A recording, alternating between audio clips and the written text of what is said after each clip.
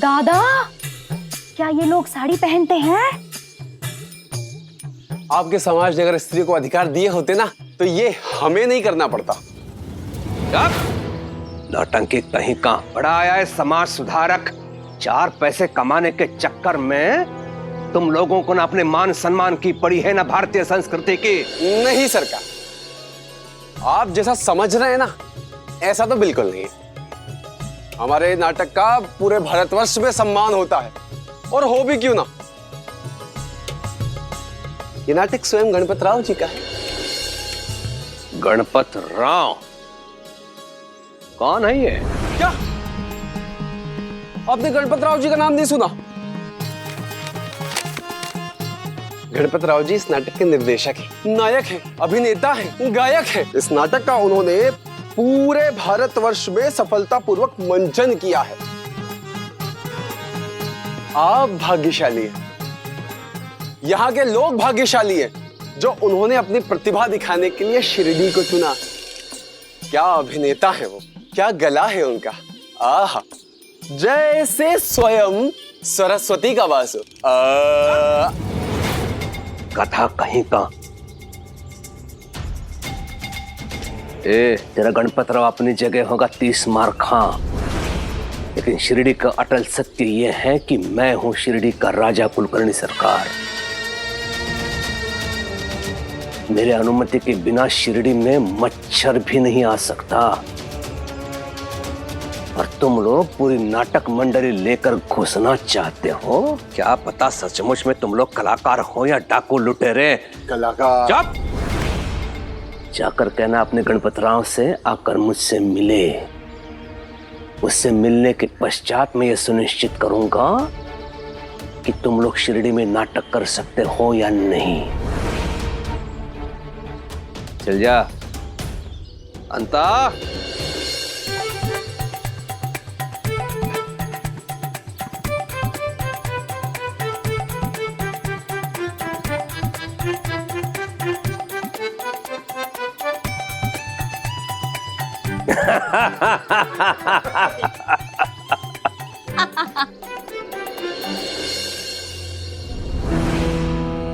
बड़ी प्रशंसा कर रहा था उस गणपत राव की। ऐसी क्या विशेषता है उसमें, तनिक मैं भी देखूं, मैं भी सुनूं। हरिओम।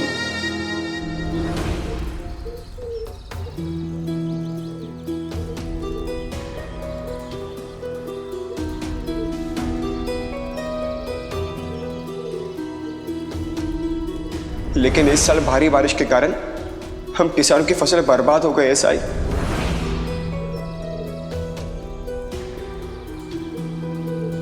मेरा और बीमा का परिवार भी बहुत प्रभावित हुआ है। घर में सब परेशान है कि पूरा साल कैसे कटेगा।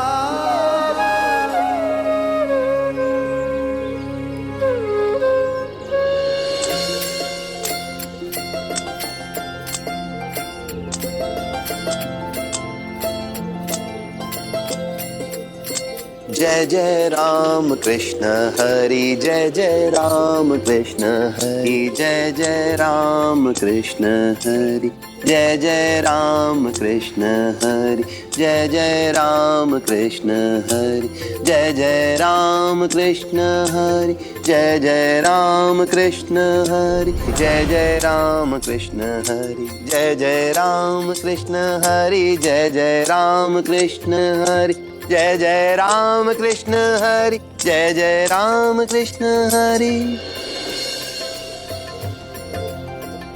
तुम भी मेरे साथ गाओ ना चंपा। हाँ साईं।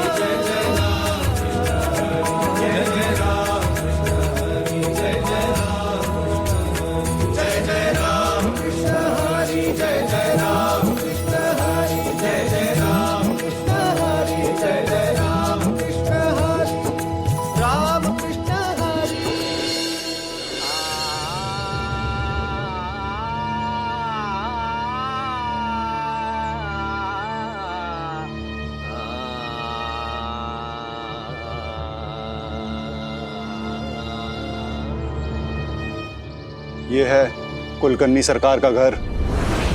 कुलकर्णी सरकार मुझसे मिलना चाहते हैं, मुझसे जानना चाहते हैं कि मैं कौन हूं। जाओ उन्हें सूचित कर दो, गणपत राव अपना परिचय देने के लिए आ गए हैं।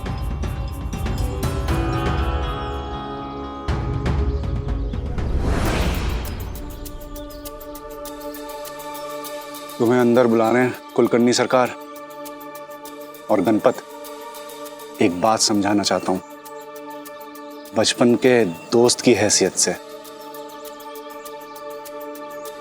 अंदर थोड़ा शांत रहना। कुलकर्णी सरकार शिरडी के सबसे रसूखदार इंसान है, गुस्सा इनकी नाक पर रहता है, इसलिए थोड़ा अच्छे से बात करना। समझ रहे हो ना क्या कह रहा हूं? समझता हूं, पर यह भी समझता हूं कि गणपत राव कलाकार है और कलाकार सिर्फ कला की खाता है, चापलूसी की नहीं। गणपत, समझा करो, ये इस गांव के मुखिया हैं। मैं चापलूसी करने के लिए नहीं कह रहा हूं, मैं केवल इतना कह रहा हूं कि उनका अपमान मत करना। थोड़ा आदर से, थोड़ा सम्मान से बात करना। अगर कुलकर्णी सरकार खुश हो गए तो हम यहाँ शिरडी में रहकर बहुत कमा सकते हैं। क्या कह रहा हूँ समझ रहे हो ना? और वैसे भी इस गांव में मनोरंजन का कोई दूसरा साधन तो है नहीं।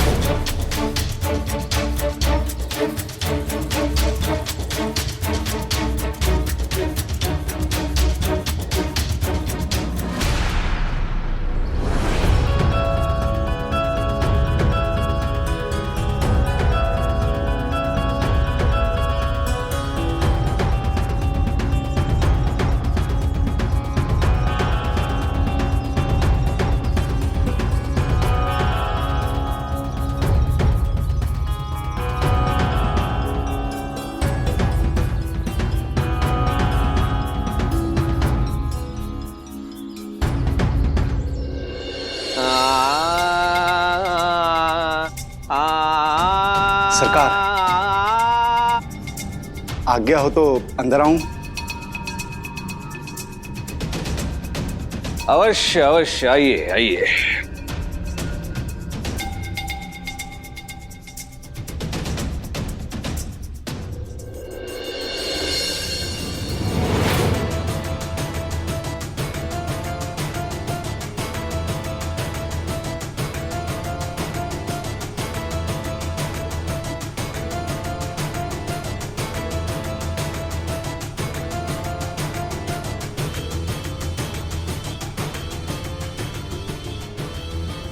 गणपत राव,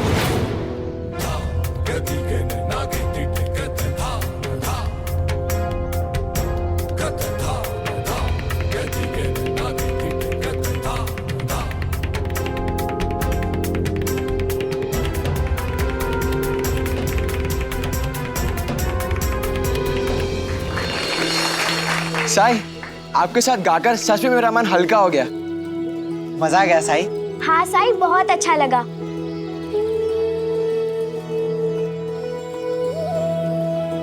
आओ केशव।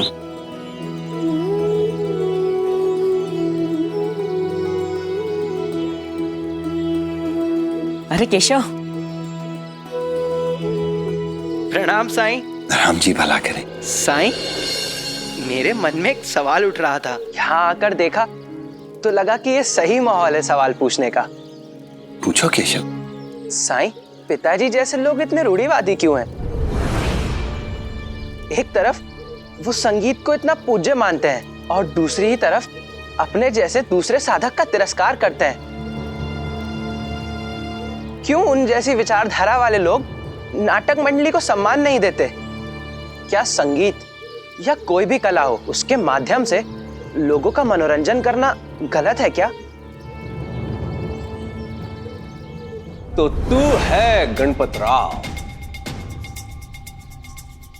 और सुबह वो विदूषक कह रहा था कि तुम्हें गांव में नौटंकी तमाशा ऐसा कुछ करना है। हरिओम।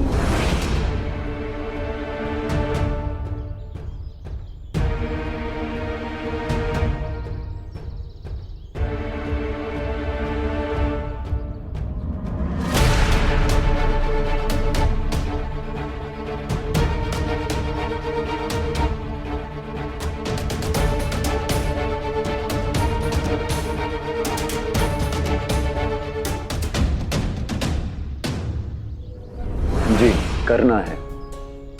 सुना तो मैंने भी आपके बारे में बहुत कुछ है,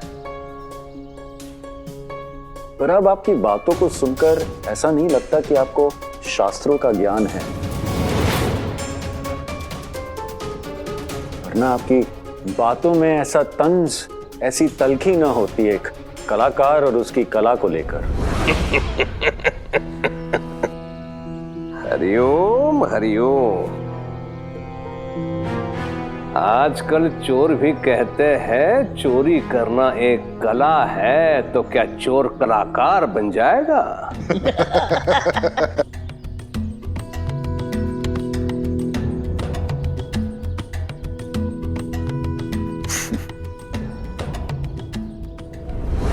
भीम पलासी के स्वर तो सच्चे लगा रहे थे आप, बहुत खूब। पर आश्चर्य की बात है कि एक कलाकार होकर भी आपको कला की पहचान नहीं, कला की इज्जत नहीं। हरिओम हरिओम। चलो अब मेरे सामने बैठ ही गए हो तो कुछ गा के सुनाओ। गाओ, लेकिन सुनो वैसा ही गाना जैसे तुम्हारे विदूषक ने कहा था, वरना पत्थर मार के शिरडी के बाहर निकाल दूंगा तुम्हारी नाटक मंडली को।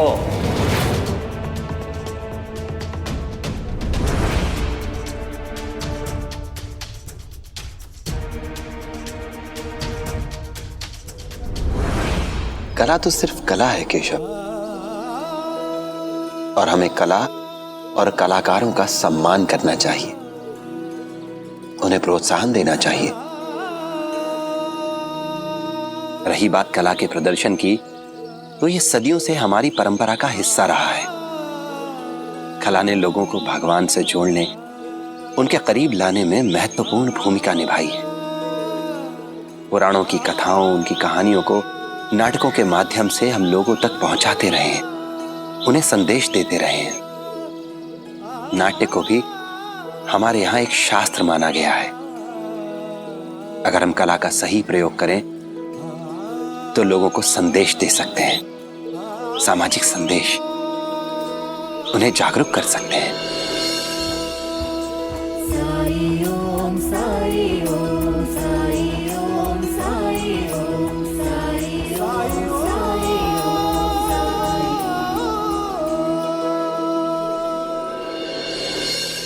साई, किसानों की और बारिश से पीड़ित लोगों की मदद करने की एक योजना सूझी है मुझे। बताऊं? बताओ।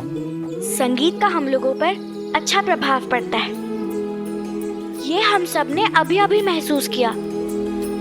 अली और भीमा जो अपने परेशानी से तनाव में थे, उनका तनाव दूर हो गया। भले ही समस्या वही की वही रही, लेकिन तनाव तो चला गया ना। तो फिर क्यों ना हम अपने शिरडी गांव में भजन संध्या का आयोजन करें? भजन संध्या में लोग संगीत सुनकर बहुत खुश हो जाएंगे, और उस वक्त हम उनसे कहेंगे कि वो लोग स्वेच्छा से बारिश से प्रभावित लोगों की मदद करें, उनके लिए दान करें।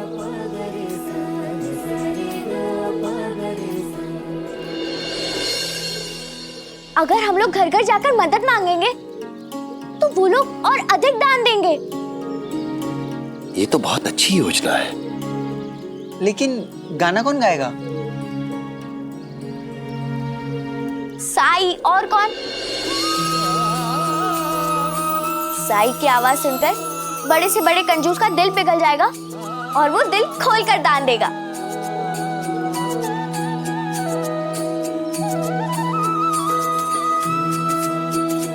वैसे हमारी चंपा भी तो बहुत अच्छा गाती है, तुम भी भजन गाओगी ना चंपा? हाँ साई। तो फिर ये तय रहा, बहुत जल्दी हम अपने गांव में भजन संध्या का आयोजन करेंगे। मैं तो कहता हूँ बहुत जल्दी। हाँ तो मैं एक काम करती हूँ, मैं फूलों का इंतजाम कर लूंगी।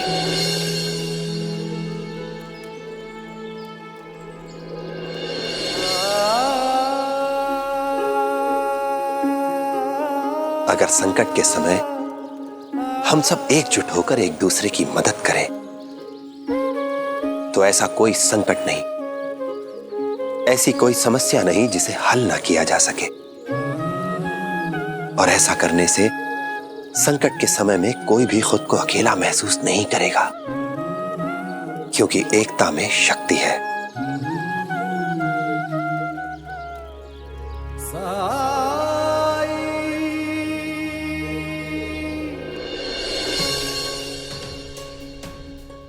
गणपत राव के लिए उसका गीत, उसका संगीत साधना है, भगवान की पूजा है।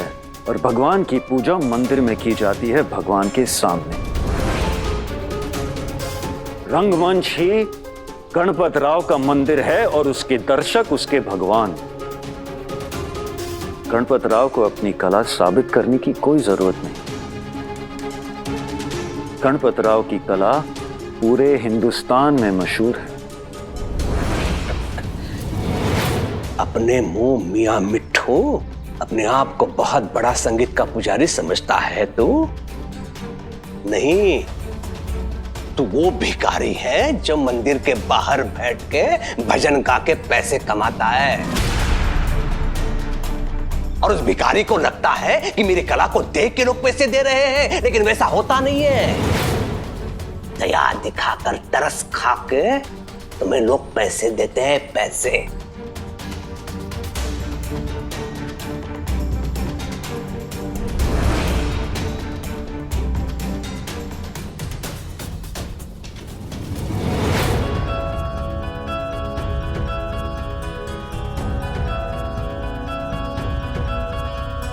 तुम मुझे कहां ले आए?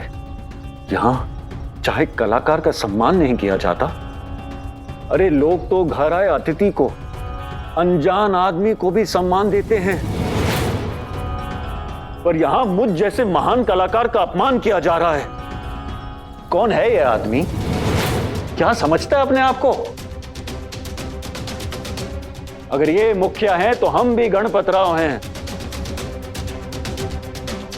अब यहां एक क्षण भी रुकना गणपत राव के शान के खिलाफ है।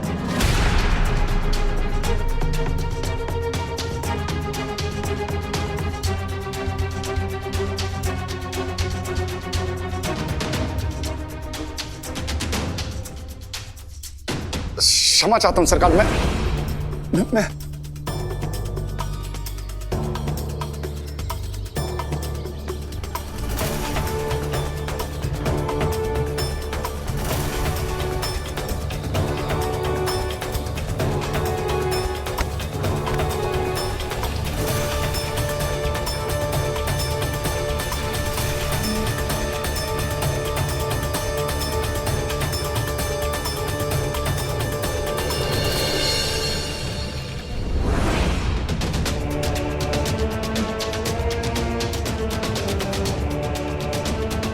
गणपत राव मेरा अपमान करके यहां से अपने पैरों पे चला कैसे गया? छोड़ूंगा नहीं उसे। हरिओम। आज तक मेरा अपमान किसी ने नहीं किया। बिना मान लिए कोई अपमान कर ही नहीं सकता। क्या कहा आपने? आप मुझसे बात कर रहे हैं? बिना जाने बिना समझे आप कैसे किसी पर टिप्पणी कर सकते हैं? आप जानते नहीं मेरे साथ क्या हुआ। क्या हुआ तुम्हारे साथ? मैं कलाकार हूं, कलाकार। शिरडी में आया हूं अपनी मंडली लेकर खेल खेलने। उस आदमी ने मुझसे कहा कि उसके सामने गा के दिखाऊं। परीक्षा ले रहा था वो मेरी, गणपत राव की परीक्षा। गणपत राव घर घर जाके अपनी कला की नुमाइश नहीं करेगा। बिल्कुल ठीक कह रहे हो तुम। हर कलाकार को यह अधिकार होना चाहिए कि वो ये फैसला ले सके कि उसे अपनी कला का प्रदर्शन कहां करना है और कहां नहीं। सही कहा आपने। कला के विद्यार्थी होने के नाते तुम्हें भी एक चीज सीखने की जरूरत है।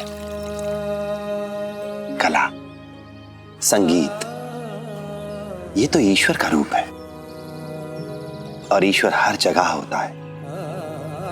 पशु, पक्षी, इंसान, जल, थल, गगन, कण कण में ईश्वर है। और अगर हम उसे मंदिर से बाहर देखने का प्रयास नहीं करते तो ये तो हमारी ही कमी है ना। सही कहा आपने,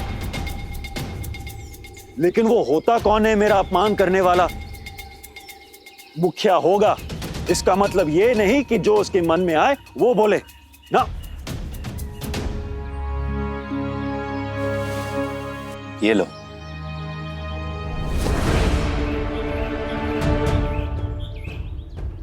छी, ये गंदा कपड़ा मुझे क्यों दिया? क्या आप भी मेरा अपमान करने की कोशिश कर रहे हैं? नहीं, बिल्कुल नहीं। पर क्या तुमने गौर किया, जैसे ही मैंने कपड़ा तुम्हारी ओर उछाला तुमने उसे लेने से इनकार कर दिया, जमीन पर फेंक दिया उसे।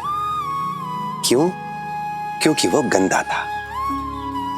बस ऐसे ही अगर कोई तुमसे बुरे शब्द बोले, कड़वे वचन कहे, तो तुम उसे स्वीकार मत करो, उसे अपने पास मत रखो, जाने दो। दोबारा यहां आने का दुस्साहस कैसे किया तुमने? तुम्हारे गणपत राव ने जो किया है उसके उपरांत मैं तुम्हें शिरडी में रहने की, यहां नाटक करने की अनुमति दूंगा। ऐसा अगर तुम्हें लग रहा है तो तुम्हारा यह भ्रम है, भ्रम। आप शक्तिशाली हैं सरकार, और क्षमा से बड़ी शक्ति कोई नहीं। उसकी तरफ से मैं आपसे क्षमा चाहता हूं। ये कलाकार होते ही ऐसे तुनक मिजाज हैं। अपनी कहानी, अपने नाटक के अलावा इनको कुछ दिखाई नहीं देता। दुनियादारी की कोई समझ नहीं होती उनमें। आप कौन हैं, आपकी शख्सियत के बारे में उसे कुछ नहीं पता। आपका रुतबा, आपका ओहदा, ये मैं जानता हूं। बंबई, नासिक, पुणे, जब भी हमारा नाटक होता है इन नगरों में, तो अंग्रेज अधिकारी आते हैं और आपके बारे में अवश्य चर्चा होती है। और सच कहूं सरकार, आपका नाम सुनकर ही हमने शिरडी को चुना है।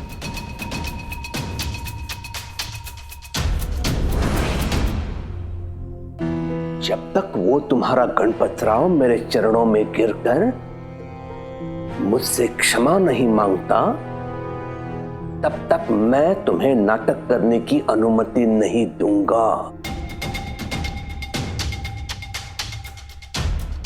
गणपत तो माफी मांगेगा नहीं, और शिरडी में रहकर नाटक खेलना हमारे लिए बहुत भारी मुनाफे का सौदा है।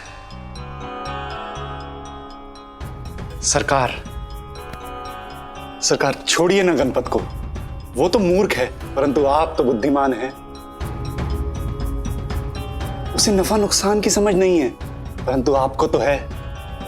अब देखिए, शिरडी में पहली बार नाटक खेला जाएगा तो सभी लोग देखने भी आएंगे, और सब आएंगे तो उतनी कमाई भी होगी, और जितनी कमाई होगी उतना ही लगान आपके पास आएगा। वैसे आप स्वयं ही समझदार हैं, तो इसलिए मुझे ज्यादा बोलने की जरूरत तो है नहीं।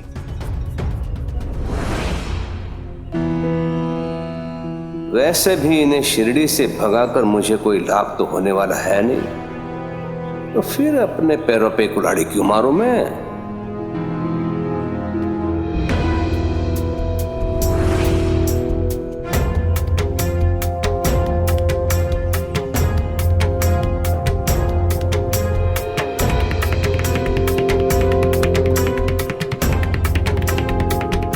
केवल तुम्हारे कारण शिरडी में तुम्हें नाटक का खेल करने की अनुमति दूंगा, परंतु उस गणपत राव को अपने कर्मों का दंड तो भुगतना ही पड़ेगा। और दंड यह है कि नाटक का खेल आरंभ होने से पहले सरकारी जमीन का किराया और मनोरंजन कर दोनों का अग्रिम भुगतान तुम्हें करना होगा। जी सरकार, बिल्कुल। बताइए कितना करना है।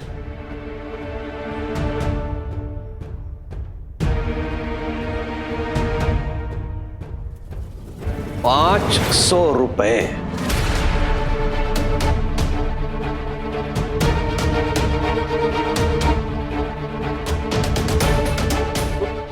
500 रुपए?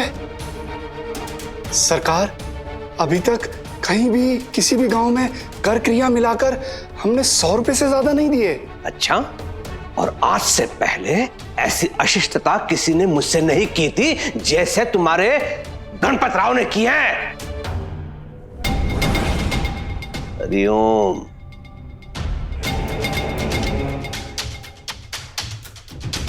मैंने अपनी शर्त तुम्हारे सामने रख दी है बल्लाळ पंत। अब तुम्हें सुनिश्चित करना है, तुम्हें निर्धारित करना है कि तुम शिरडी में नाटक का खेल करना चाहते हो या नहीं।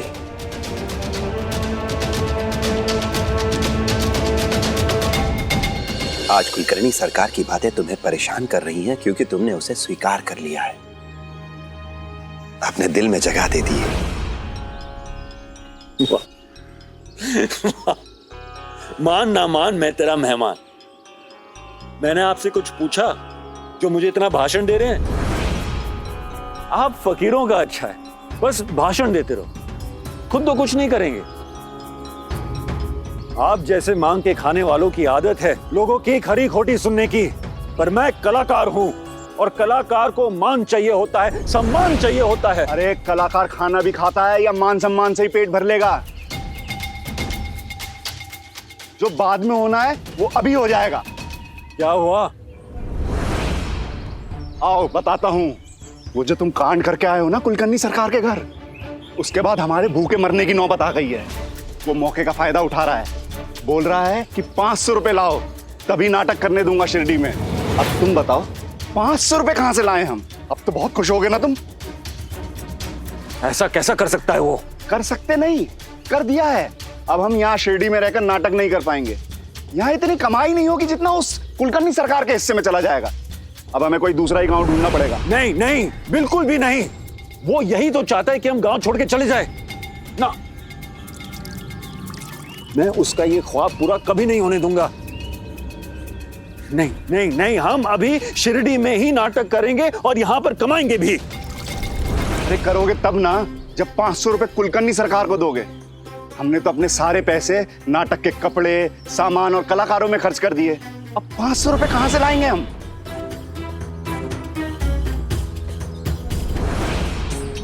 पैसों का इंतजाम मैं कर दूंगा, तुम उसके मुंह पे मार के आना। कैसे? कौन देगा तुम्हें 500 रुपए उधार? बलाल पंत, तुम्हें बाबा साहेब केलकर याद है? अरे वो नीमगांव वाले। हाँ? उन्होंने मुझसे एक बार कहा था कि अगर मुझे कभी भी उनकी मदद की जरूरत हो तो उनसे बेझिझक मांगो। बस हो गया इंतजाम। अब मेरी भी जिद है कि मैं शिरडी में नाटक कर ही रहूंगा। हाँ हाँ, लेकिन लौटाओगे कैसे? अरे बलाल पंत, शायद तुम भूल रहे हो इस उलझन में कि ये गणपत राव का नाटक है। शिरडी में अगर इतने लोग ना हो तो क्या हुआ, आसपास के लोग भीड़ लगा के आएंगे मेरा नाटक देखने। तुम बस एक काम करना, चिप्पी का दाम 1 रुपए रख देना। एक चिप्पी 1 रुपए के लिए, फिर देखना हम कितना कमाएंगे।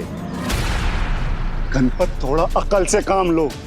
1 रुपया शहर में नहीं देते लोग, इस छोटे से गांव में कैसे देंगे? देंगे, जरूर देंगे। ये कोई नौटंकी या तमाशा नहीं है, ये गणपत राव का नाटक है। ऐसा मौका लोगों की जिंदगी में बार बार नहीं आता। लोग आएंगे, उधार लेंगे, पर जरूर आएंगे। देखना तुम। पूरे 500 है सरकार, मैंने गिन लिए हैं।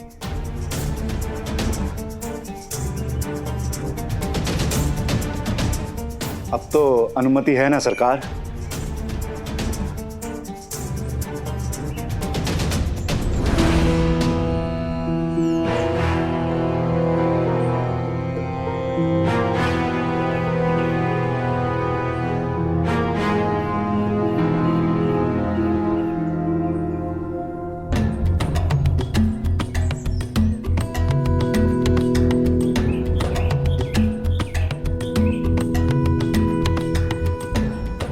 ऐसे नाम क्या बताया तुम्हारे नाटक का?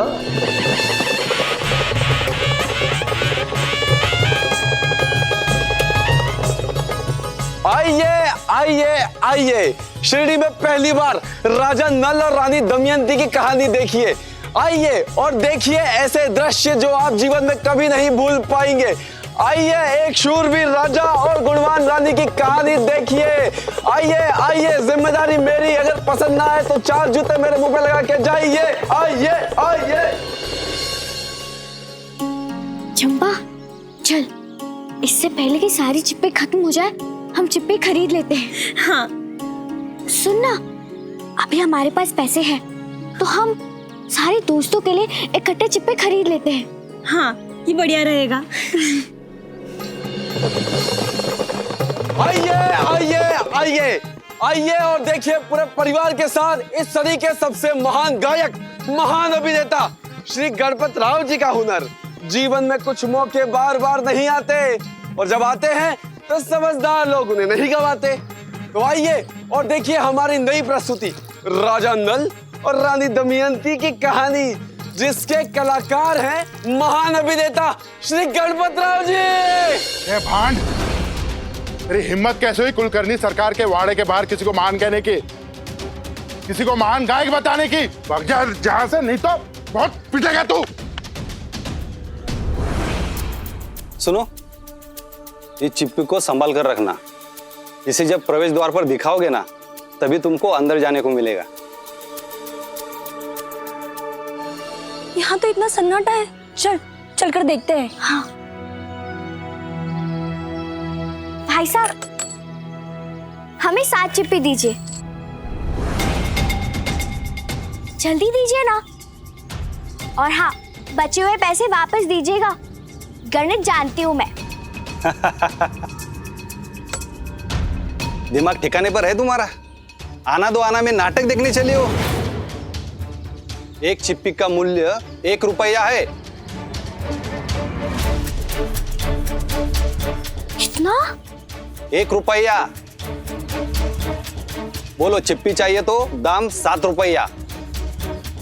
इतने पैसे तो नहीं है। नहीं है तो इसे उठाओ और चले जाओ। चल चंपा, एक बार हाथी और चींटी लुका छिपी खेल रहे थे तो चींटी मंदिर में जाके छुप गई, फिर भी हाथी ने उसे ढूंढ लिया। बोलो कैसे?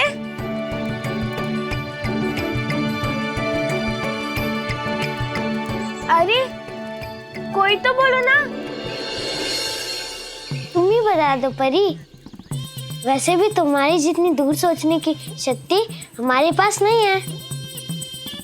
मुझे पता था, जाने दो, तुम लोग नहीं बता पाओगे, मैं ही बता देती हूँ। क्योंकि चींटी अपनी चप्पल मंदिर के बाहर रख के गई थी ना।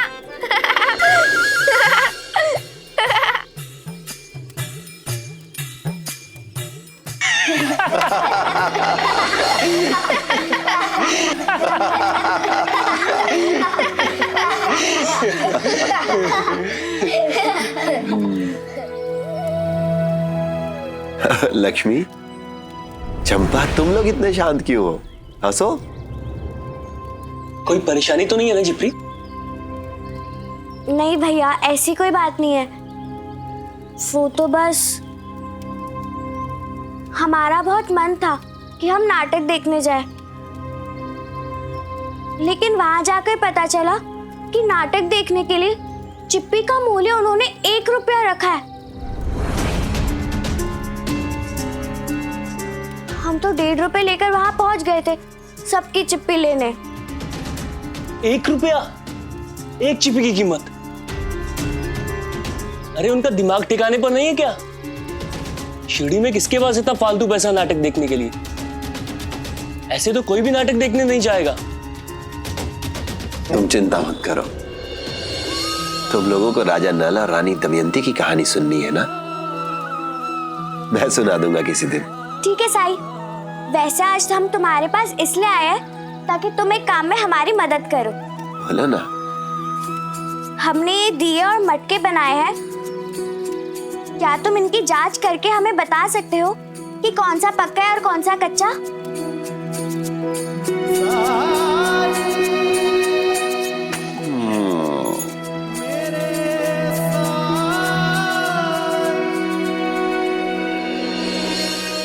अरे भाई जल्दी जल्दी करो, जल्दी जल्दी करो। और पेटी और तानपुरा लेके आओ, जल्दी जल्दी आओ, जल्दी। पंडित जी सारा सब सारा जल्दी जल्दी करो, जल्दी।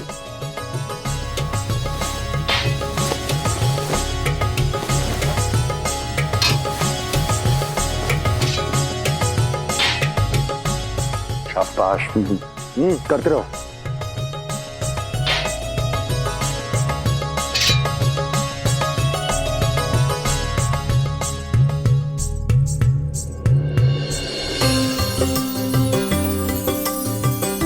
सभी तैयार हो जाओ, बाबा साहेब केलकर आ गए।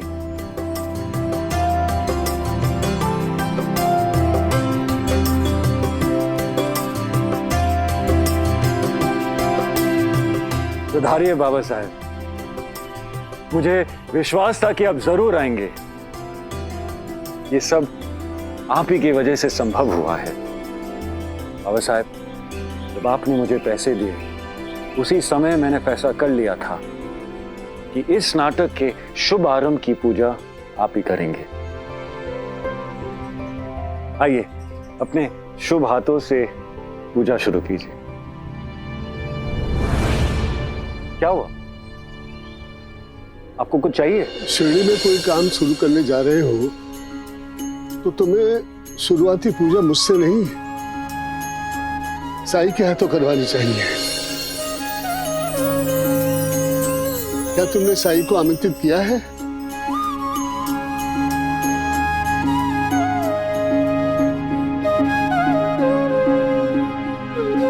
कौन साई? तुम साई को नहीं जानते? चलो मैं तुम्हें लेके चलता हूं उनके पास।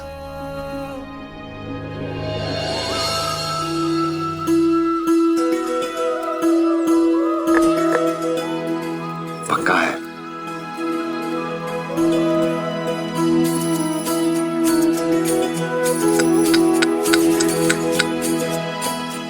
ये भी पक्का है। अरे वाह, सारे के सारे सही निकले। सही कैसे नहीं निकलते? तुम लोगों ने इतनी मेहनत से जो बनाए हैं। साई, कितना आसान होता है कच्चे और पक्के बर्तन में फर्क करना। इसी तरह अगर हम लोगों की भी जांच परख कर पाते तो कितना अच्छा होता। छिपरी, आपके कहने का मतलब ये है कि लोगों को उनके सर पर मारकर जांच किया जाता तो पता चल जाता। वैसे इस प्रकार कभी किसी की परख करके देखा नहीं, पर हो सकता है ऐसे इंसान की भी परख की जा सकती हो। तो चलो आज करके देख लेते हैं। तो सबसे पहले किसकी जांच की जाए? अब्दुल या अब्दुल नहीं? तात्या, उद्धव? नहीं, परी नहीं। मल्हारी। सबसे पहले मल्हारी की परख करते हैं।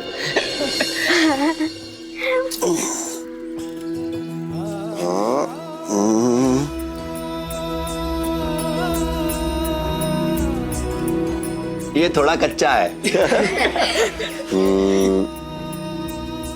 ये भी कच्चा है।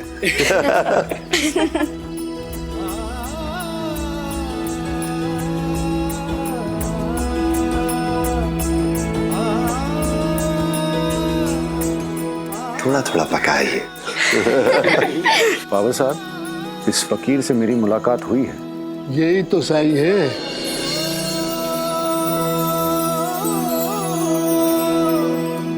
ये पका हुआ है। और ये भी कच्चा ही है। साई, ये मेरी बारी। ये थोड़ा थोड़ा कच्चा है। और लक्ष्मी, ये तो पूरा का पूरा कच्चा है। क्या साई, तुम भी ना?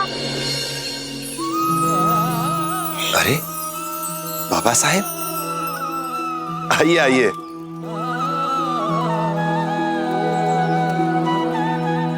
ये पक्का है।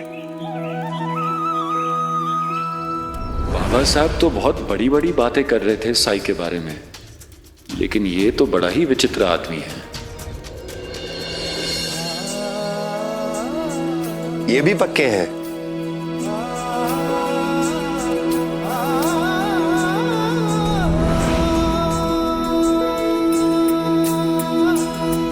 ये तो कच्चा है।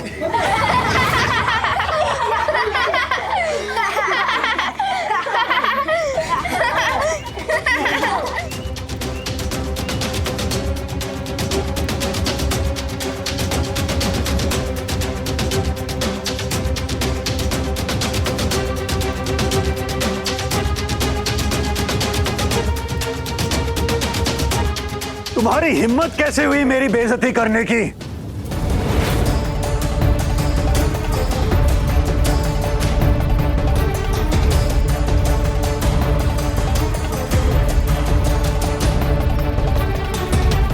समझते क्या अपने आप को? इस गांव के मुट्ठी भर लोग तुम्हें जानते होंगे, लेकिन भारतवर्ष के हर राजा हर रानी मुझे जानते हैं।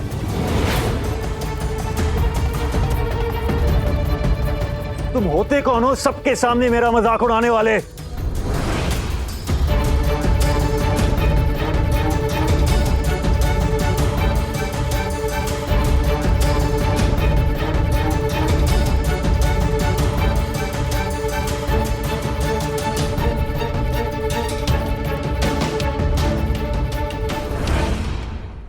ऐसे और भी मजेदार वीडियो के लिए हमारे चैनल को लाइक, शेयर और सब्सक्राइब करें।